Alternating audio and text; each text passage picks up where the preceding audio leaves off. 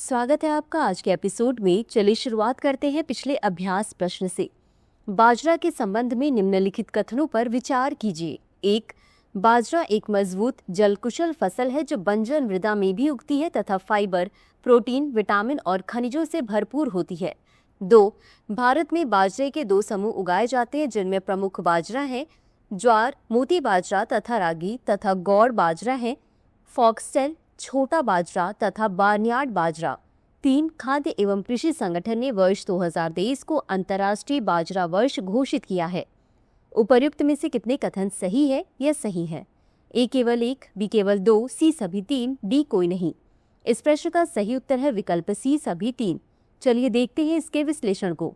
बाजरा एक मजबूत जलकुशल फसल है जो बंजर मृदा में भी उगती है तथा फाइबर, प्रोटीन, विटामिन और खनिजों से भरपूर होती है, अतः कथन 1 सही है। भारत में बाजरे के 2 समूह उगाए जाते हैं जिनमें प्रमुख बाजरा है ज्वार, मोती बाजरा तथा रागी तथा गौड़ बाजरा है फॉक्सटेल, छोटा बाजरा तथा बार्नयार्ड बाजरा, अतः कथन 2 सही है।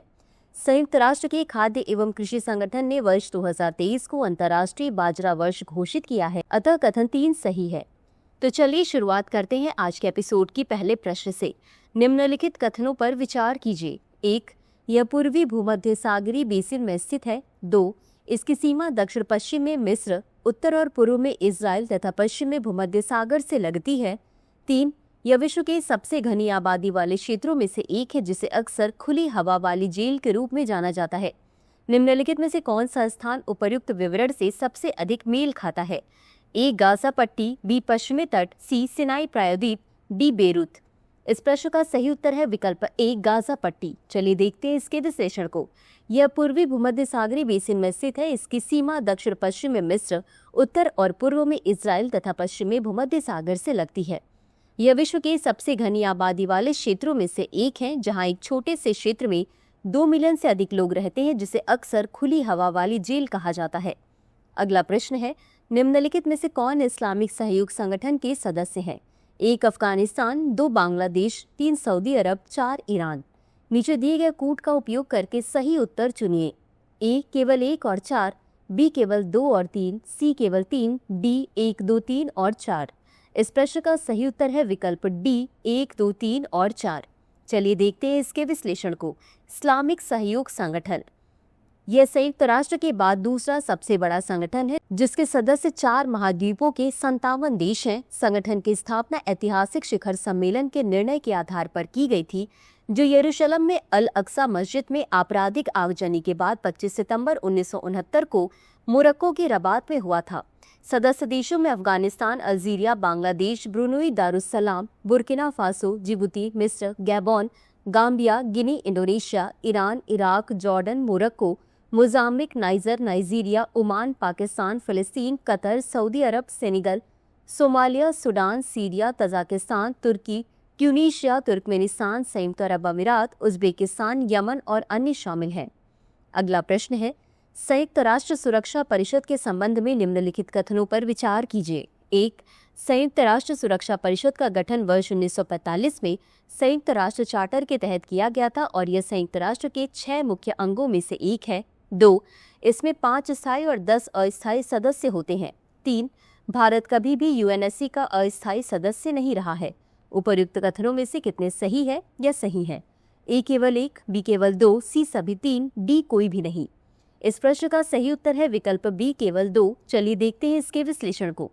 संयुक्त राष्ट्र सुरक्षा परिषद यानी यूएनएससी जो वर्ष 1945 में संयुक्त राष्ट्र चार्टर के तहत गठित की गई थी, संयुक्त राष्ट्र के 6 मुख्य अंगों में से एक है, अतः कथन 1 सही है। इसमें 5 स्थायी और 10 अस्थायी सदस्य होते हैं, अतः कथन 2 सही है। भारत की सुरक्षा परिषद में भागीदारी वर्ष 1950 से 51, 1967 से 68, 1972 से 73, 1977 से 78, 1984 से 85, 1991 से 92, 2011 से 12 और 2021 से 22 के दौरान अस्थायी सदस्य के रूप में रही है, अतः कथन 3 सही नहीं है। अगला प्रश्न है, ऑपरेशन सिंदूर जिसे प्रायः समाचारों में देखा जाता है को सबसे उपयुक्त रूप से इस प्रकार वर्णित किया जा सकता है। ए. भारतीय सशस्त्र बलों द्वारा समन्वित सटीक हमला अभियान, बी. कश्मीर में शांति मिशन, सी. पहलगाम क्षेत्र के लिए मानवीय सहायता अभियान, डी. भारत और पाकिस्तान के बीच कूटनीतिक वार्ता। इस प्रश्न का सही उत्तर है विकल्प ए। चलिए देखते हैं इसके विश्लेषण को। ऑपरेशन सिंदूर एक समन्वित और सटीक सैन्य कार्रवाई थी जिसे भारतीय सशस्त्र बलों द्वारा 7 मई 2025 को पहलगाम आतंकी हमले के प्रतिशोध में शुरू किया गया था। यह अभियान सेना, नौसेना और वायुसेना के संयुक्त प्रयासों से भारतीय क्षेत्र से संचालित किया गया। पूर्ववर्ती अभियानों के विपरीत, जिनके नाम आक्रामक शक्ति प्रदर्शन के लिए चुने जाते थे, इस अभियान का नाम विशेष रूप से पीड़ितों, विशेषकर पहलगाम हमले में शहीद हुए सैनिकों की विधवाओं को एक व्यक्तिगत श्रद्धांजलि स्वरूप चुना गया था। अतः विकल्प ए सही है। अगला प्रश्न है, इथेनॉल सम्मिश्रण के संदर्भ में निम्नलिखित कथनों पर विचार कीजिए। 1. यह पादप आधारित स्रोतों से प्राप्त जैव ईंधन इथेनॉल को पेट्रोल के साथ मिश्रित करने की प्रक्रिया को संदर्भित करता है, जिससे अधिक सतत और स्वच्छ ईंधन निर्मित होता है। 2. वर्ष 2022 तक भारत द्वारा 10% इथेनॉल सम्मिश्रण का प्रारंभिक लक्ष्य समय से पहले प्राप्त कर लिया गया, जिसके बाद वर्ष 2025 तक 20% इथेनॉल सम्मिश्रण का महत्वाकांक्षी लक्ष्य निर्धारित किया गया। उपर्युक्त में से कौन सा या कौन से कथन सही है या सही है?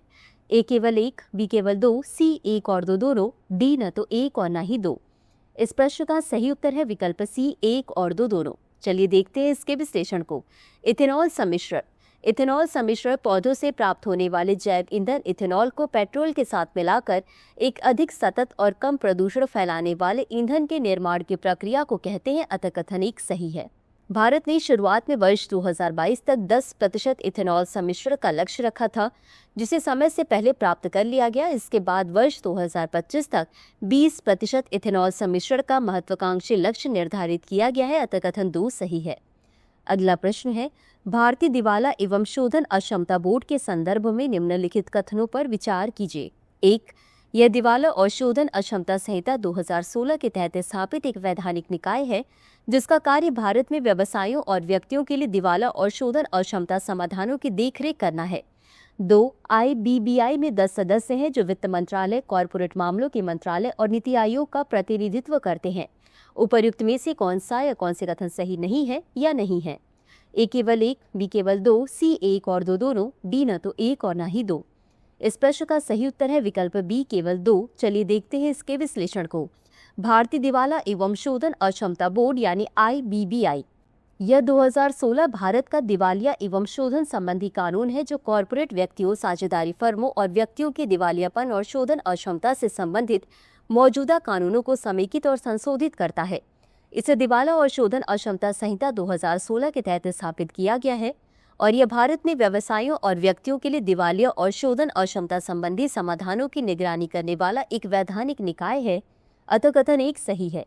IBBI में 10 सदस्य होते हैं जो वित्त मंत्रालय, कॉरपोरेट मामलों का मंत्रालय और भारतीय रिजर्व बैंक का प्रतिनिधित्व करते हैं। अतः कथन 2 सही नहीं है। अगला प्रश्न है, पेट्रोलियम निर्यातक देशों के संगठन के संदर्भ में निम्नलिखित कथनों पर विचार कीजिए। 1. यह एक स्थायी अंतर सरकारी संगठन है जिसकी स्थापना 1960 में बगदाद सम्मेलन में की गई थी। 2. सऊदी अरब इस समूह का सबसे बड़ा तेल आपूर्तिकर्ता है जो प्रतिदिन 10 मिलियन बैरल से अधिक तेल का उत्पादन करता है तथा संगठन का मुख्यालय भी यहीं स्थित है। उपर्युक्त में से कौन सा या कौन से कथन सही है या सही है? ए केवल 1, बी केवल 2, सी 1 और 2 दोनों, डी न तो 1 और न ही 2।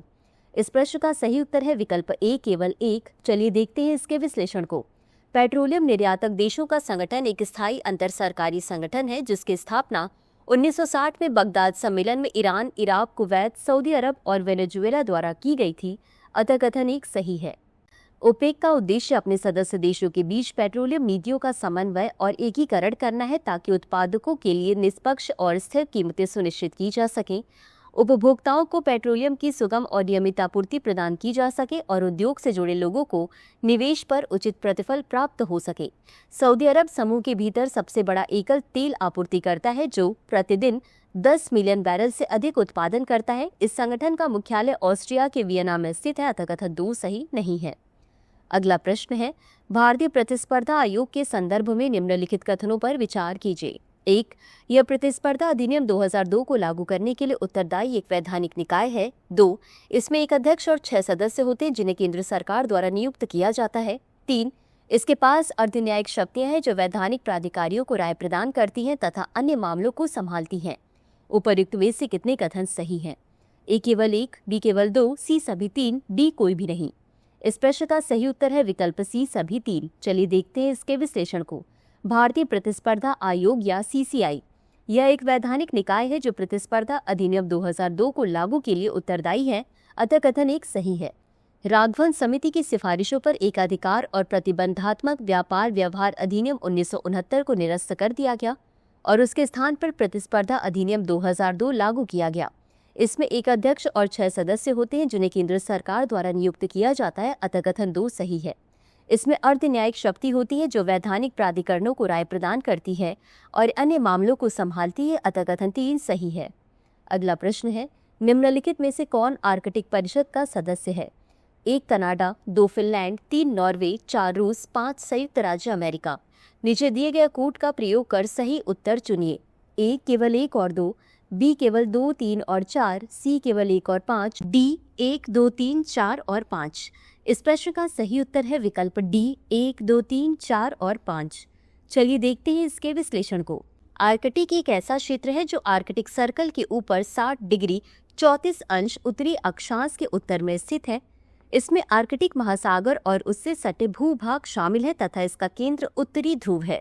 इस क्षेत्र में 8 आर्कटिक राज्यों के क्षेत्र शामिल हैं: Canada, Denmark, Finland, Iceland, Norway, रूस, स्वीडन और संयुक्त राज्य अमेरिका, जो मिलकर आर्कटिक परिषद का गठन करते हैं। आर्कटिक में लगभग 4 मिलियन निवासी रहते हैं, जिनमें से लगभग 10वां हिस्सा स्थानीय लोग हैं, अतः विकल्प डी सही है।